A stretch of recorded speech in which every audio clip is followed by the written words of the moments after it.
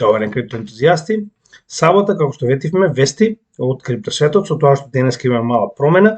Прво ќе разговараме за традиционалните финансии и нивната поврзаност со криптосветот, односно што моментално се случува во светот околу адаптација на крипто и со тоа што, повторно ќе напоменам, ова е буквално оној дел каде што постојано велиме не гледате што ви кажуваат, гледате што прават во позадина. Така. Прво, како да очекувам корекција кога повторно испадне истиот морон и кажа дека треба сите кои што има да го продадат веднаш, он вели дека повторно гледајте ова, повторно предупредил да не влегувате во криптосветот, немој да влегувате, 40% во рок од 2 недели не е доволно. Тоа е нешто што може да го сонуваат во нивните традиционални финансии, но како и да е. Вели моментално најдобро нешто за кое што би можеле да се одлучите е злато, пошто тоа е вистинската работа. Сега имам некои интересни работи кои сакам да ги споделам околу ова, но прво да поразговараме дека наводно као според него после фијаското со FTX, најлошо што може да направите е да влезете во криптосветот. Каква врска има FTX со самиот биткоин, например? Тоа што имал биткоин на својата платформа не го менува фактот како што јас имам, да речеме, биткоин, например, на свој волет. Како тоа менува нешто? Не менува ништо. Добро. Тоа е она што ви го кажувам постојано. Не гледајте дедовци што ви кажуваат, гледајте што се случува моментално во светот. Чисто околу целава приказна, само да напоменеме некои работи. Да погледнеме историски перформанс на биткоин од 10 години откако е настанат. Добро, ги нема последните 3, но како и да е. Пазете, ова е до 2020 година, каде што во 20 година се уште не е во бул маркет. Така, и да погледнеме дали оно што го кажува тоа е вистина. Вака. Од првата па до 10-та година вие би биле 7.781.000% во профит од биткоин, додека од злато би биле во профит 39%.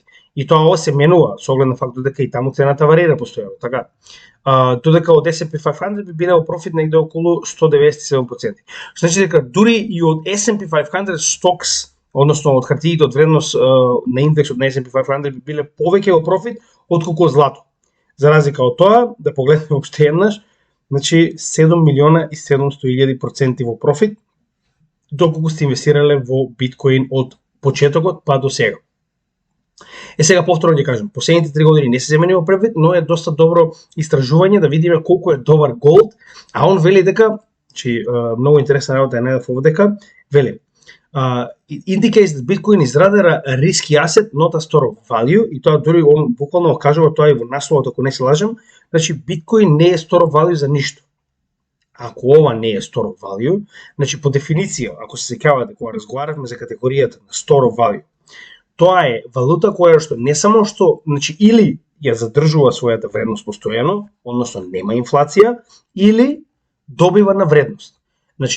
Да, биткоин има 1,25% инфлација, но тоа не го менува фактот дека добива многу на вредност.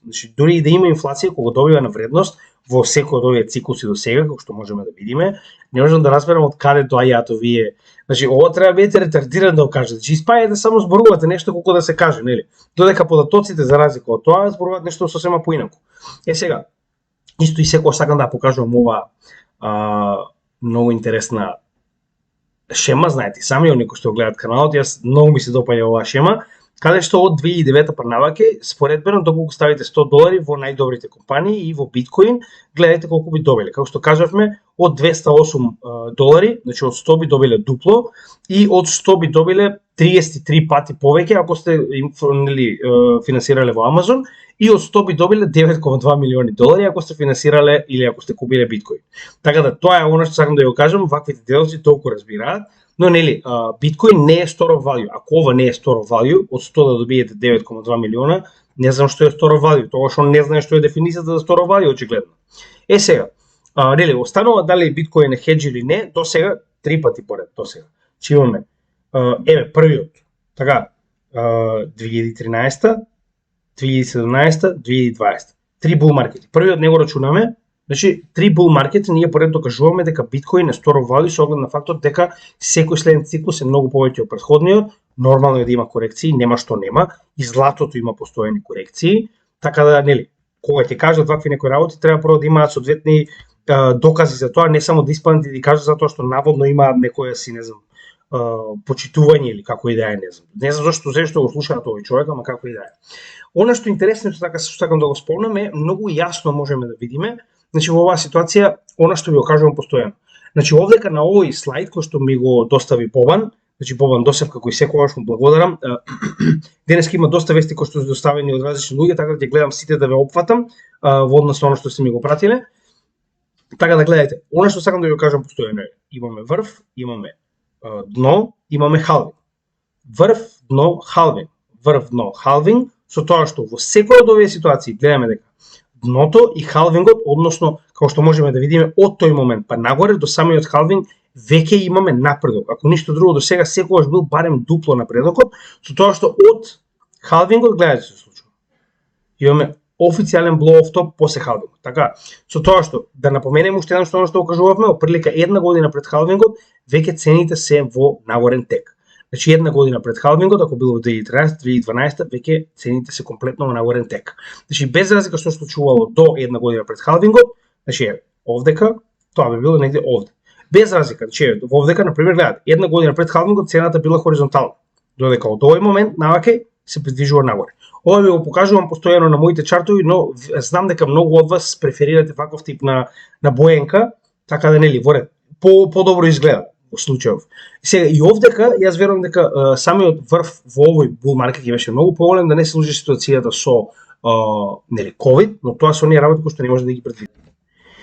Така да мислам дека многу појасно ви го покажувам моментот што постојано ви го кажувам дека се наоѓаме на дното и малку подоцна. А тоа малку подоцна од мај оваа година очекуваме да се случува оно што се случува секоја година после, фактички една година пред самиот халвинг, што веќе го ви гледаме во 3 случаи, така да затоа и велам дека се уште имаме време пред да почнеме да се движиме остро нагоре. Значи она е она што генерално го очекувам јас, на пример.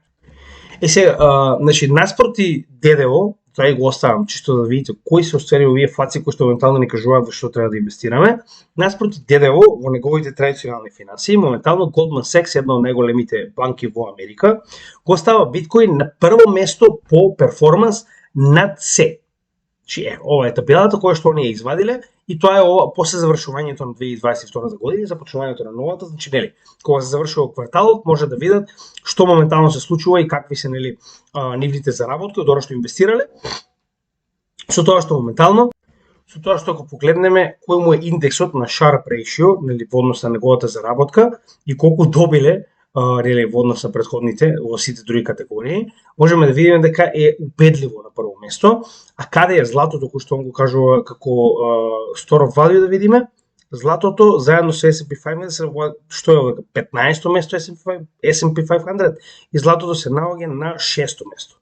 Значи со тоа што од златото има цел 1,1 повеќе, додека од S&P 500 колку е ова? Скоро 7 пати повеќе. Како и да е.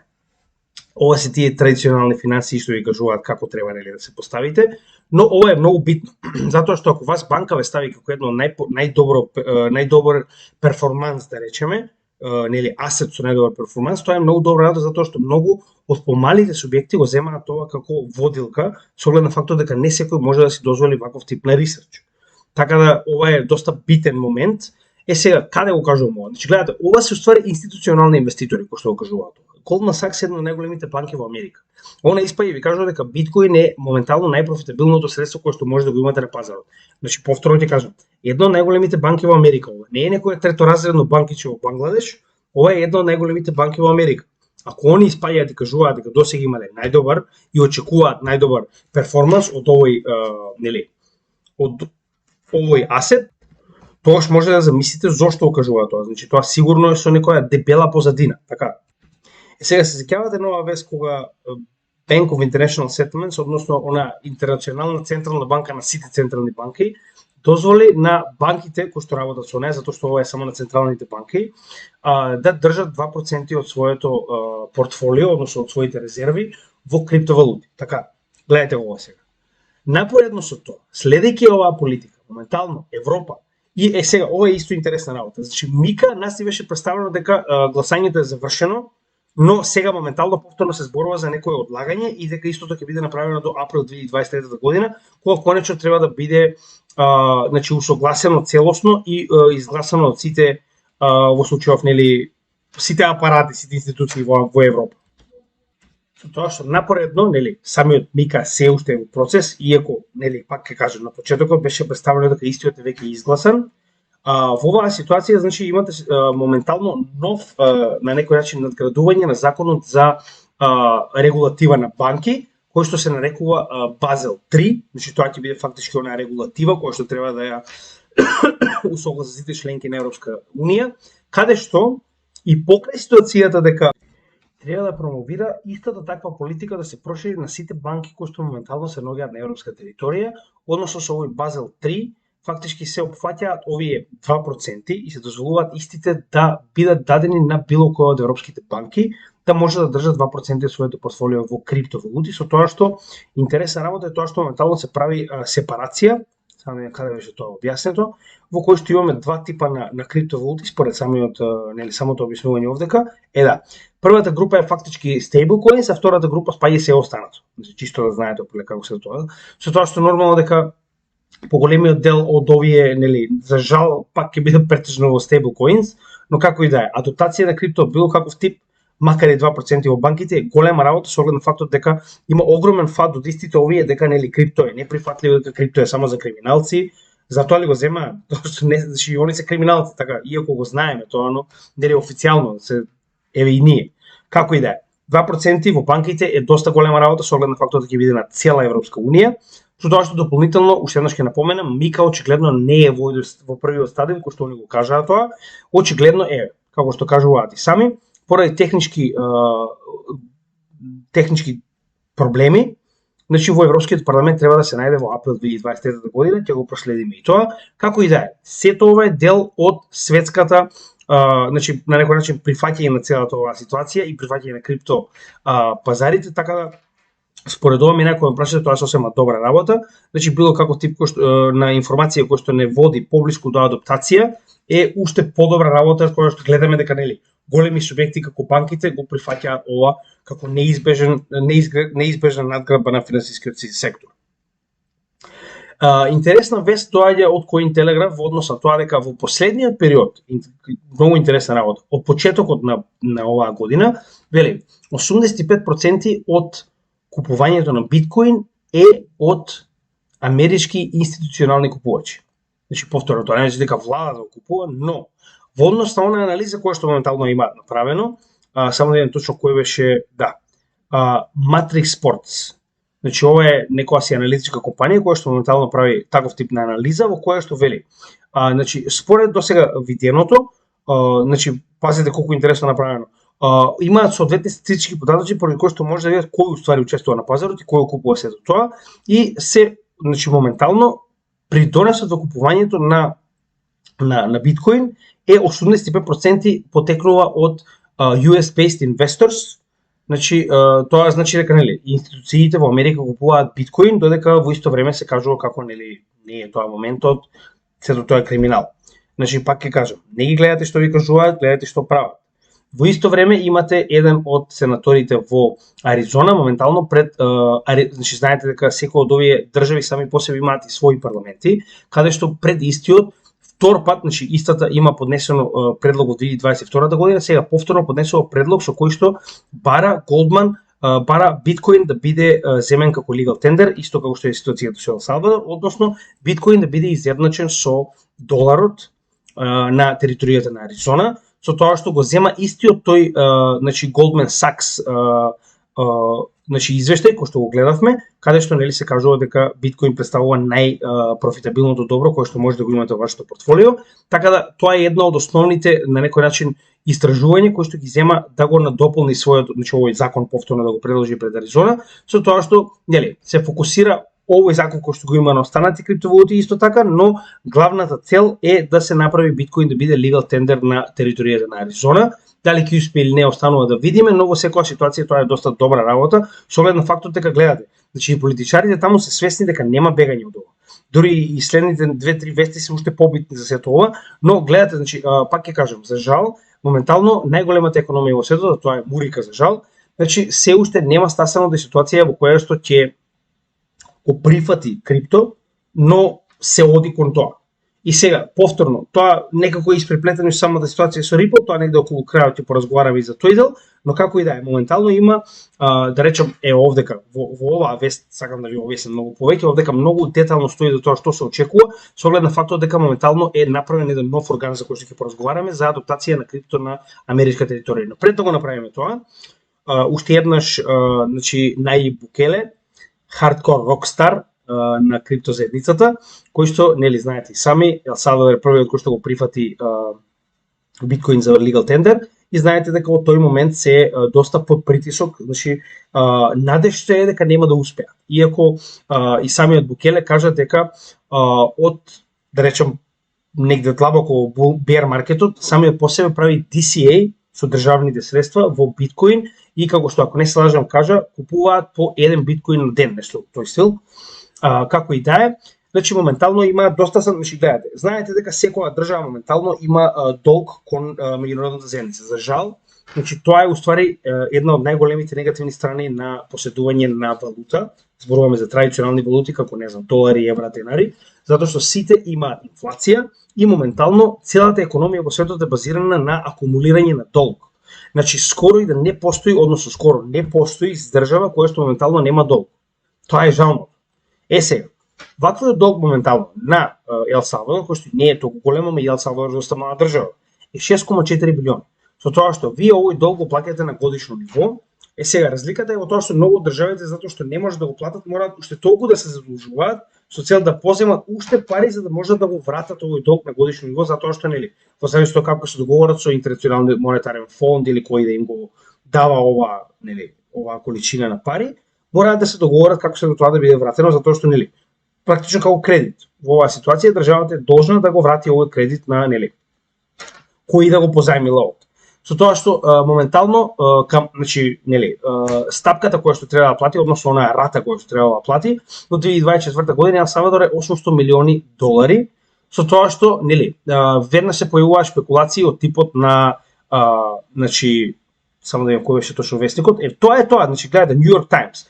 Тоа е тоа, значи нема да на работа се занимаваат со тоа како нели Котово ќе пропадне, наводно нема да има никаков опстанок. Сега ќе видите како Ел Салвадор нема да има да си ја плати сопствената рата и значи многу добро кажано од страна на Најиб Букеле, каже вели што ќе правиме во моментот кога значи Ел Салвадор ќе успее да си ја плати својата рата, за која што нели самиот New York Times тврди дека тоа нема да се случи.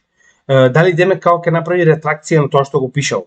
И нормално сега пишува ретракција, што правиме, ќе добиеме ретракција или не, дека нели успеавме да си го платиме ово, така. Како и да е. Значи убаво кажано е од него што ќе правиме кога сега пазете, не заборавајте дека ова они го прават моментално во bear маркет. А што ќе правиме кога ќе дојде следниот bull маркет? Кога целата оваа инвестиција која што ја направиле моментално и плюс да не забораваме дека има Bitcoin City, дека има мајнери со помош на дивните вулкани, она што го нели кажува, што ќе правиме во тој момент кога Ел Салвадор ќе биде општ рокстар на следниот bull маркет. И се надевам дека тоа ќе се случи, затоа што примерот на Ел Салвадор и Централната Афричка република, кои што се основните две држави кои што моментално го имаат прифатено биткоин, може да донесе многу повеќе сиромашни држави да го прифатат, иако големите може да чекаат за колку сакаат. Но ако се покаже како успешно, тоа ќе биде одлично. И ако се сеќавате, уште еднаш ќе напоменам, што постојано го кажам, Интернационален монетарен фонд ги уценуваше. Значи, немој да го правите тоа затоа што нели ќе нема да ви дадеме пари, нема да ви помогнеме, ќе видите, ќе пропаднете. Моментално се уште успешно нели работа на сето тоа, како што вели. Иако 47% од нивното портфолио е моментално во минус, тоа не го менува фактот дека они не продаваат. Тоа е само опортунативен трошок кој што ќе го снема кога конечно биткоин ќе продолжи да се движи нагоре, а се придвижуваме полека кон следниот bull маркет. Така да пак ќе кажем, јас очекувам Ел Салвадор да биде апсолутен рокстар во следниот bull маркет, останува да видим со своји очи нормално.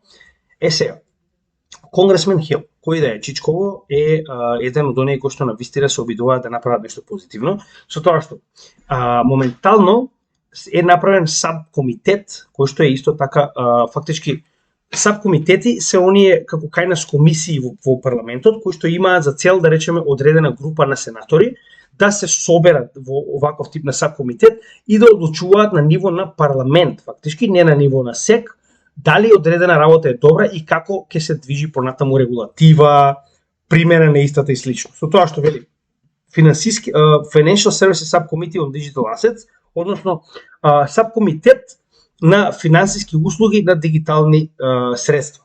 Значи тоа би било неговото име горе-долу прилика, со тоа што буквално неговата цел е дигиталните средства, односно нивното прифаќање и нели да помогне регулативата во Америка да биде пријателски настроена кон ваквиот тип на технологија, затоа што очигледно и они се свесни дека нема бегање. Оно што ви го кажував јас.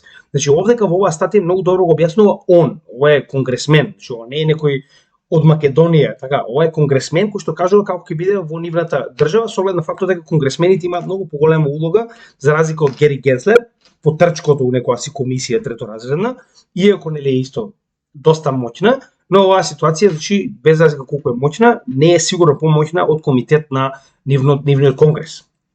Сега, во оваа ситуација, значи многу добро објаснуваат дека моментално, само да видам сега, вака, значи се работи од 12 јануари иста да формира, значи скоро формирано. Конечно им текна дека треба нешто да направат за да не им избегаат компаниите, затоа што да не се лажеме. Ако продолжите да ги притискате, ќе избегаат. Тоа што постојано кажуваат сите. Ако СЕК продолжи вака, едноставно луѓето ќе се заменат и ќе почнат да работат на во други компании, во други земји. Така да овдека вели. Значи мораме да сега, нели, се почнува од почеток. Мора да се види кои се проблемите, да се види кои се практиките и да се види кои се на некој начин policies, ајде да речем принципите на работа со цел да се продолжи со нели развивање и на некој начин привлекување на овие проекти кои што работат со дигитални средства.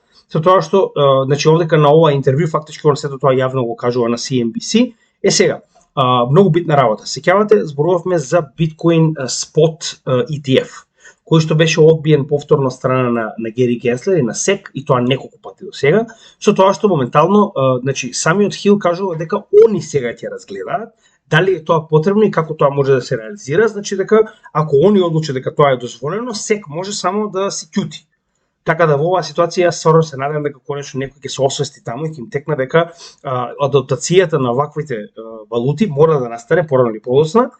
Колку побрзо, толку подобро за нас, со тоа што во оваа ситуација ќе напоменам уште еднаш, адаптација во Америка ќе значи општо глобална адаптација со оглед на фактот дека моментално се уште тоа е примерот кој што безброј земји го следат. Така да сакале или не, кога овој играч ќе го превземе и кога овој играч ќе го легализира, може да очекувате дека прашање е само на не знам колку месец дена пред сите да се нападат на истото ро. За жал така функционира светот. Знаете и сами дека ако Америка вели дека Русија е лоша, сите се мораат да кажат Русија е лоша, така. Чиста ситуација, ако Америка вели дека биткоин е добар, сите мора да кажат дека биткоин е добар. Кој ќе се освои на Америка да рече не е добар биткоин, ме разбирате? Па така и во оваа ситуација. Значи ако они одлучат сега моментално дека треба да има биткоин спот ETF, тоа е еден од главните драйвери кои што се очекуваше да го дигне претходниот бул маркет до 100.000, што не се случи за жал. Што значи дека останува во овој бул маркет добиеме многу добар пран во моментот кога ќе се одобри првиот од овие.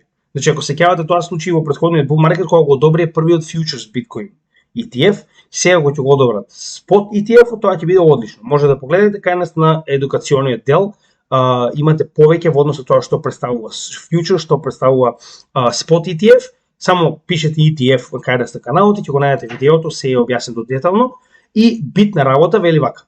Значи овој комитет моментално кажува дека СЕК и Гери Генслер мора да престанат, значи нивната идеја за применување регулатива преку присилување фактички ќе дојде. Зошто е тоа така? Значи со enforcement. Зошто е тоа така? Значи они мислат дека ќе ги натераат сите да слушаат со тоа што ќе буквално enforcement, значи присилно ќе ја наметнат тоа законодавна рамка која што имаат од 1945 година, која што воопште не функционира во криптосветот.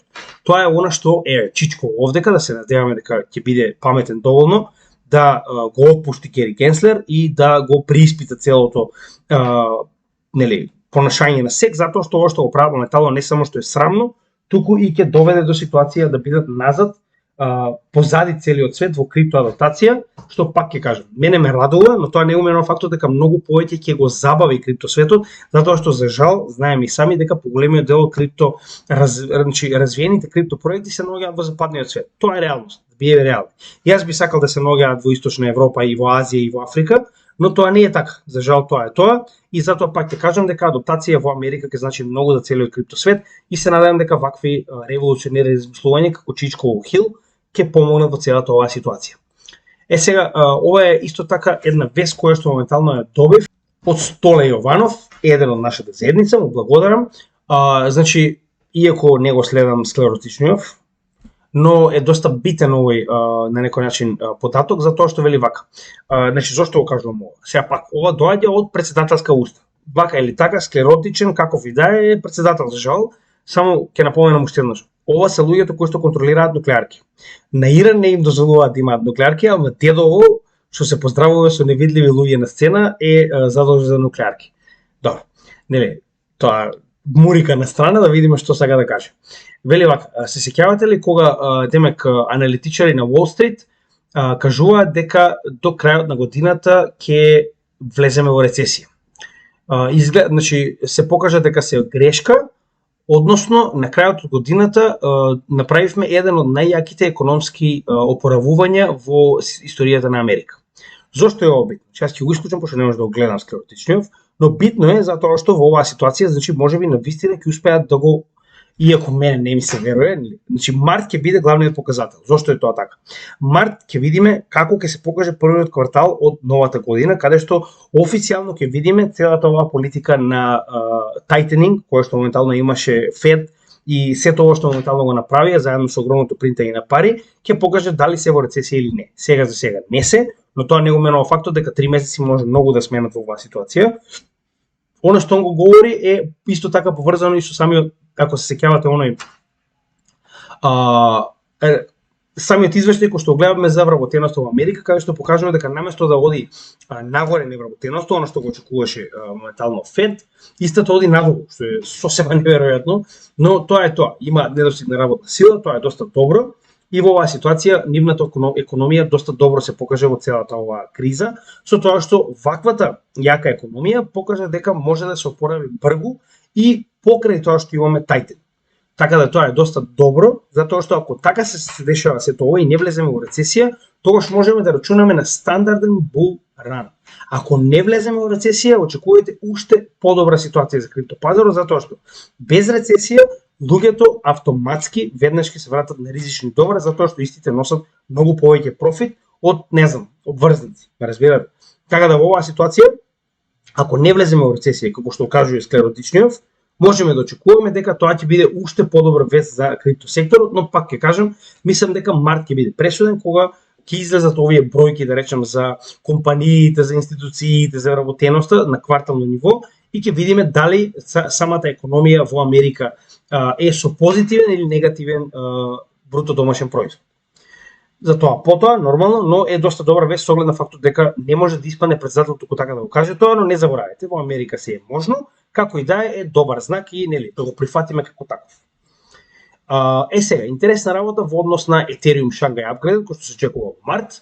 Значи, девелоперите успешно направиле форк, односно не официјалниот форк Shanghai, туку е Shadow Fork, кој што ствари представува така речено паралелна верзија на овој Ethereum, која што треба со новиот форк да видат дали има некаков тип на гличови, дали се функционира како што треба, со тоа што најдени се некои минимални технички проблеми кои што се поврзани со оние нодови кои што користат Get Client. Сега повторно, не сум доволно добар да ви кажам како се до тоа функционира на програмско ниво, на крајот од денот јас навистина имам минимални познавања од програмирање и од работа на таков тип на делот со блокчейнот.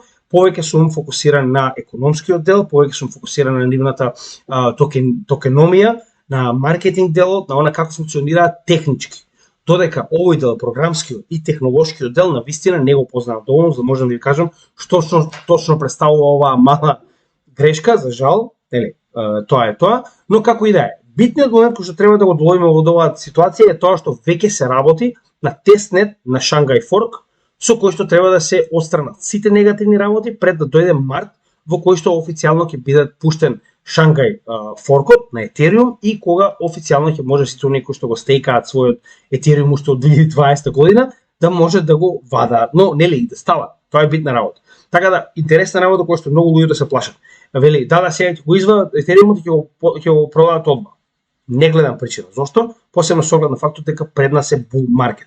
Најлошиот дел од bear маркетот веќе помина. Од друга страна, не заборавајте дека ова дополнително ќе примами институционални инвеститори. Зошто го велам тоа? До сега единствена негативна работа која што остана моментално, основна негативна работа од Ethereum е тоа што не може да стейкате и да го извадите вашиот Ethereum. Односно, кога и тоа ќе го добиете, значи вие имате моментално POW и POS, што значи дека е зелен. Второ, немате мајнери, имате нодови, што значи дека електронската енергија која што се користи е многу мала, значи рековме 99,95% помала од мајнерите.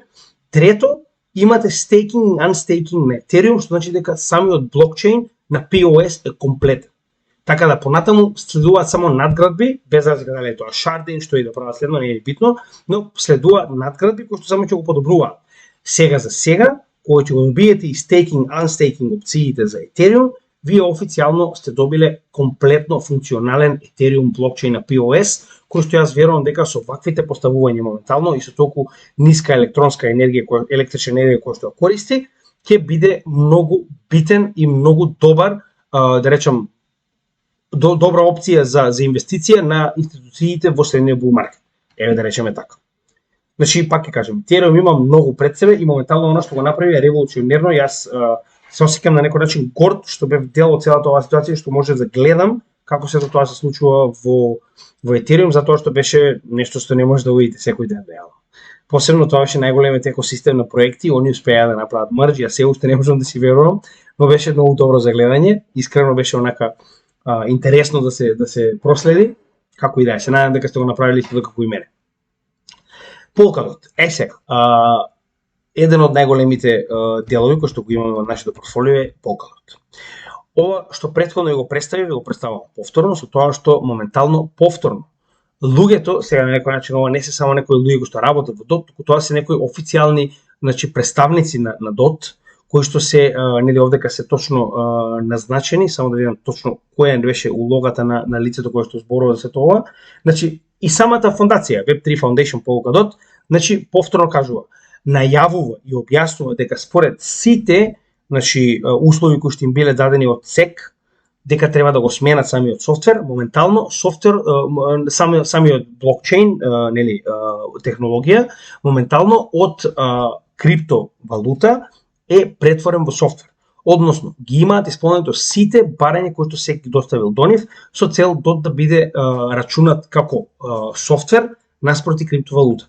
Зошто е тоа толку битно? Ќе напоменам уште еднаш како и претходниот пат. Ако ова се случи, тоа ќе биде многу добро за нашето портфолио, затоа и понатаму ние продолжуваме да инвестираме во DOT.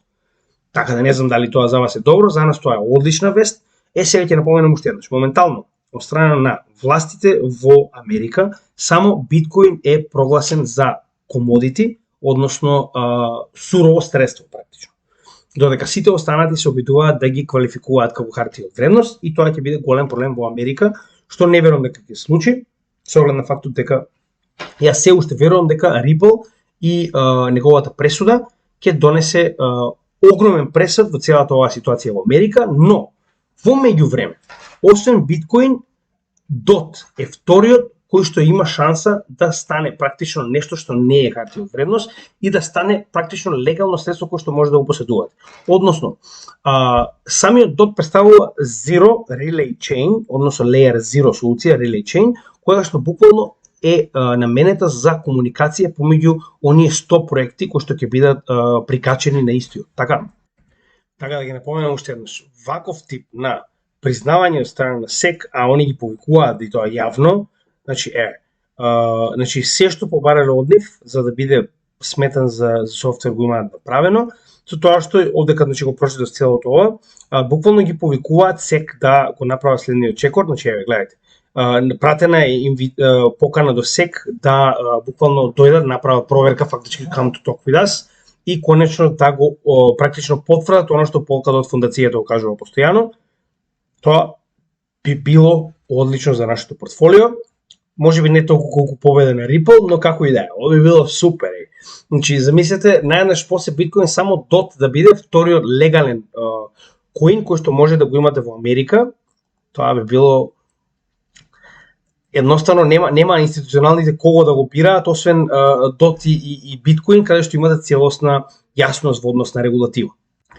Следна многу битна вест која што мислам дека ќе донесе позитивен ауткам и односно позитивно променување на цената на Cardano нагоре е конечното лансирање на JET стейблкоинот кој што треба да биде за жал алгоритмичен стейблкоин како и Terra Luna, со тоа што JET има свој противтежен коин кој што се нарекува Shen. Сега, значи се работи на тоа како што гледам Коти е уствари проектот кој што моментално работи на JET и Shen и истиот како што кажа моментално прави некое синхронизирање со самата повторно дел каде што не го разбирам точно, дел со синхронизирање со самиот main chain на Cardano, со тоа што истиот треба да заврши негде во текот на следната година, а што во исто време ќе значи и лансирање на овој проект, што значи дека самиот Cardano систем ќе има свој што од Terra Luna не се прослави многу, но како и да е тоа не го менува фактот дека овој ќе биде over-collateralized, што значи дека ќе има и повеќе од доволно средства за да може да се бори да задржи она тежа на PEG, на стейблкоин 1 со 1 со доларот, со тоа што Shen треба да го помогне тоа, нели? Ќе направиме за ова посебно видео, ќе образложиме, чекате да видиме прво да биде и успешен, но како и да е, 25 јануар, моментално е 28 јануар, така да во текот на наредната недела се очекува исто да биде лансиран, што не би изненадило со оглед на фактот дека сите го очекуваат истото, Cardano да добие позитива, односно да добие памп. Значи не можам да ветам, но нели се очекува со оглед на фактот дека сме во позитивни води моментално, ваквата вест да направи памп на Cardano, со тоа што не само што се лансира, туку истиот и е прифатен моментално од два DEX на односно децентрализирани именувачници на Cardano, моменталната е MuesliSwap која што го презема, како и претходната само да најдем каде беше MintSwap. Значи MintSwap и MuesliSwap се првите две да речем децентрализирани именувачници кои што ќе ги имаат JET и Shen како фактички коини кои што ќе може да бидат купени и тргувани на нивните значи децентрализирани именувачници. Имајте го тоа предвид, че ова е доста добра вест, да се надевам дека ќе донесе позитива на Cardano, мене нема да ми смета воопште. Сега, следна интересна вест која што сакам да споделам со вас е AAV, која што својата трета верзија моментално ќе ја развие и на Ethereum. Сега, зошто е тоа битно? Значи AAV самиот по себе како коин е значи во оваа ситуација се уште не е развиен на Ethereum. Значи AAV својата трета верзија, најнова верзија, ја има моментално развиено на неколку значи неколку блокчейни, а тоа е Avalanche, Optimism, Polygon, Phantom, Harmony, Arbitrum и моментално на Ethereum. Со тоа што зошто е ова битно? Значи вашата адаптација, каде што имате изградено бридж со овие блокчейни, ви дава фактички на некој начин многу повеќе, затоа што не заборавајте, AAV е lending и borrowing протокол. Така да истиот за да може да работи, мора да биде фактички достапен за вас доколку сте на одредена блокчейн, во одреден блокчейн екосистем. Со цел истиот да ги прошири своите услуги, мора да ги направи овие бриџови, не може да чека на солуција за онаа поврзаност помеѓу блокчейни.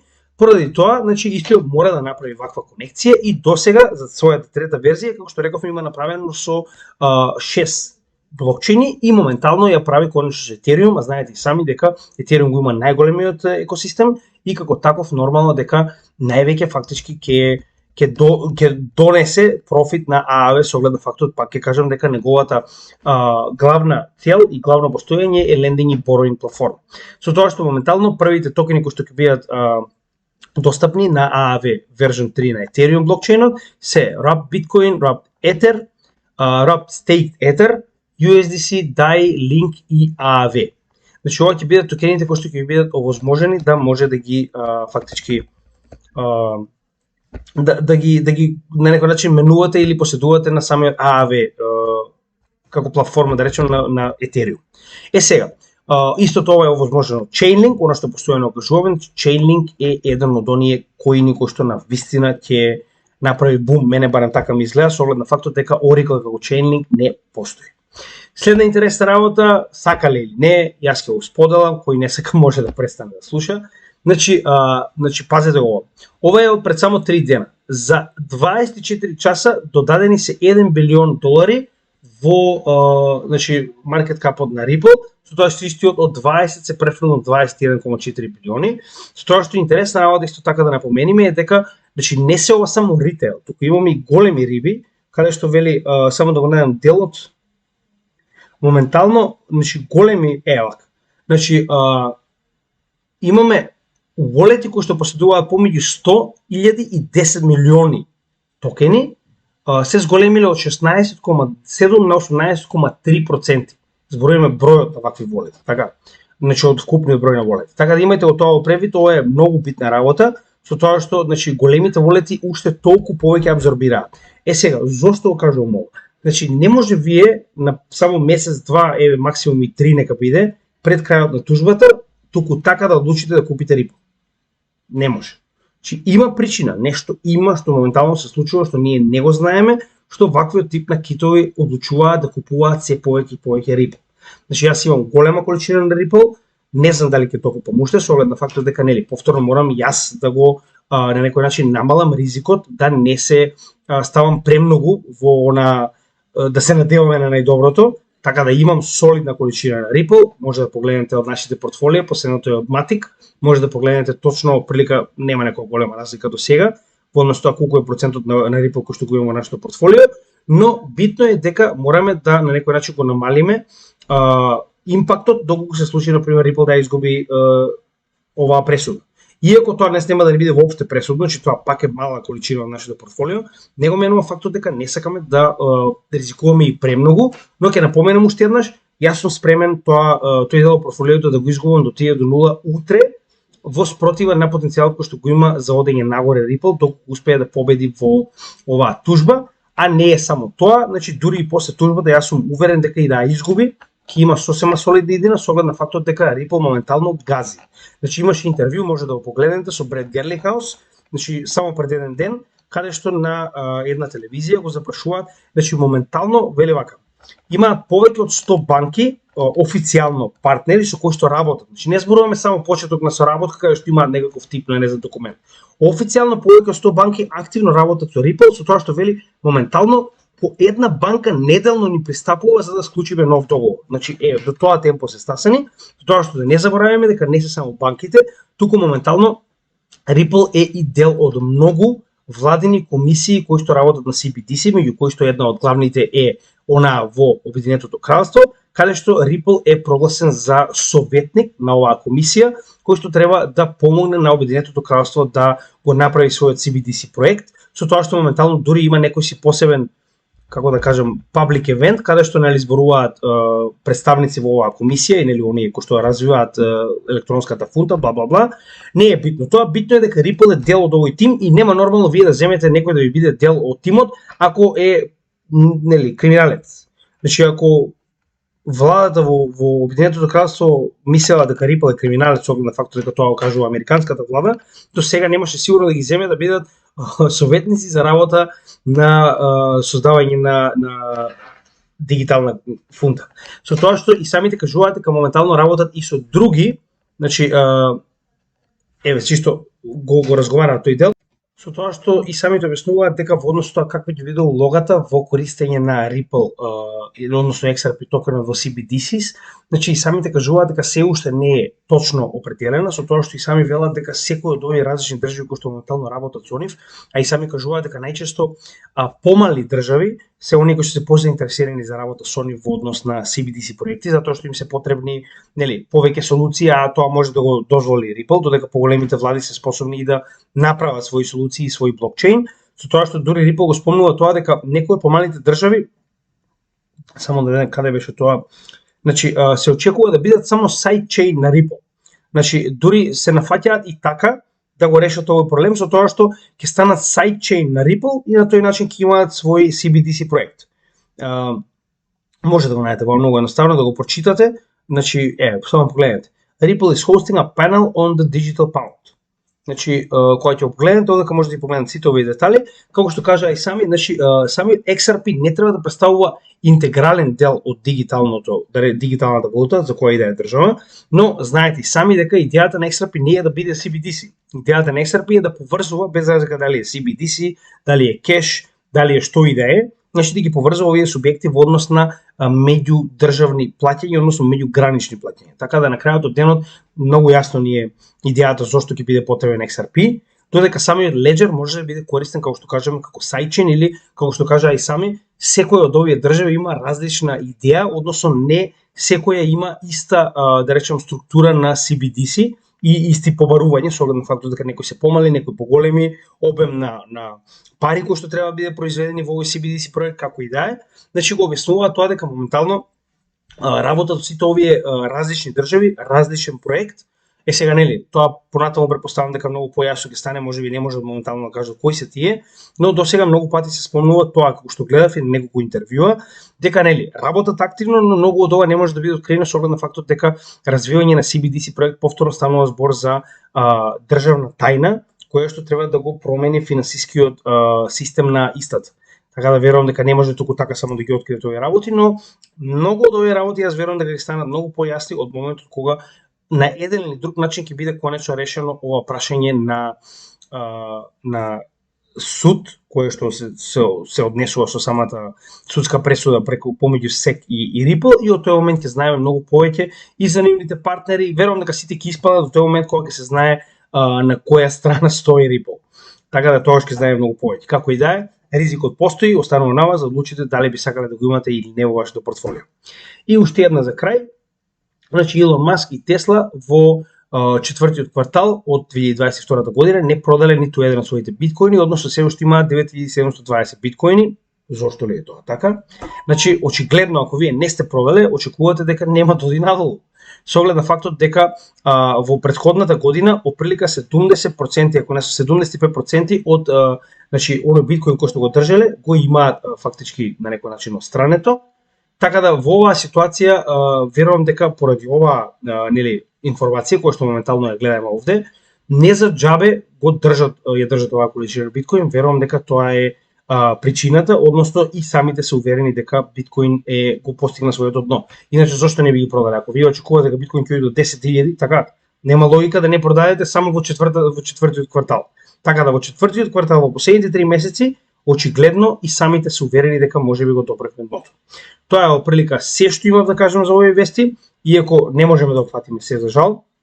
Благодарам на сите кои што допринесоа за овие вести и за сите оние кои што ни праќаат пораки. Можеби не се ќе се најде нашиот материјал, тоа не го менува фактот дека се ни е битно, затоа што гледаме само она што е најбитно да го сложиме и да го ставиме моментално на нашите видеа, со оглед на фактот дека и така веќе сме 47 минути во ова видео. Замислете кога би објавил сите информации, тоа би било премногу, затоа оние најбитните и најпрофитабилните како за нас така и за вас ги опфаќаме во нашите вести. Се надевам дека како и секогаш ви се допадна и се надевам дека ќе наследите и понатаму. Мислам дека е излишно, но повторно ќе кажам, знаете и сами дека ваквиот материјал е бесплатен, единствена промоција која што имаме сте вие. Доколку мислите дека ова е добар материјал, слободно споделете го на оние кои што сакаат да го научат. Верувам дека на некој начин ќе изградиме нашата заедница уште поголема, доколку тоа го направите со практично ваша препорака. Така да ви благодарам уште еднаш, имате добар ден, се гледаме во следното видео и поздрав од Крипто Гемиџио.